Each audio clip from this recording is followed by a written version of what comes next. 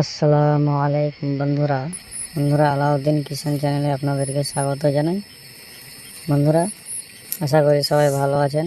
আমি আলহামদুলিল্লাহ ভালো আছি। বন্ধুরা, আজকে আমি হাজির হয়েছি ফুলকপির চারা মূল জমিতে কীভাবে বসাবেন। তো বন্ধুরা, প্রথমে ভালোভাবে রোটার দিয়ে চাষ করে নেবেন। 3টা হোক 4টা হোক, জমির মাটি যেন ধুলা হয়ে যায়। তারপরে কি করবেন বন্ধুরা,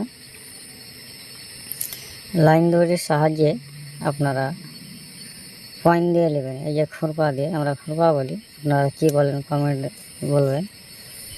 ভালোভাবে পয়েন্ট দিয়ে নেবেন, মানে দাগ দিয়ে নেবেন 18 ইঞ্চি বাই 10 ইঞ্চি। তারপরে বেড থেকে চারাটা ভালোভাবে উঠিয়ে নেবেন। মনে রাখবেন, চারা ওঠার 1 ঘন্টা আগে ভালোভাবে বেডটাকে ভিজিয়ে নেবেন, যাতে করে জটটা ছিঁড়ে না যায়। ভালোভাবে ভিজিয়ে নেবেন। তারপরে আপনারা মূল জমিতে এইভাবে বসাবেন। এই যে থাম্বনেইলে আপনারা নিশ্চয়ই দেখেছেন ফুলকপির চারা মূল জমিতে কীভাবে লাগাবেন। দেখতে পাচ্ছেন, এইভাবে চারা লাগাবেন। এই দেখেন, আপনাদেরকে ভালো করে দেখাই।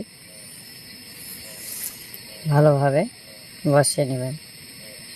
তো বন্ধুরা, আজকে এ পর্যন্ত। আমি 3 দিন পর আবার দেখা হবে। তো বন্ধুরা, 3 দিন পর আবার হাজির হয়ে গেছি আমি। দেখেন চারাগুলা কি সুন্দর লেগে গেছে। তো দেখতে পাচ্ছেন আমার ফুলকপির চারা কিন্তু আজকে 3 দিন হলো লাগানো। আমার চারা কিন্তু লেগে গেছে। তো বন্ধুরা, ভিডিওটি ভালো লাগলে সাবস্ক্রাইব করবেন, লাইক করবেন আর একটা কমেন্ট করবেন।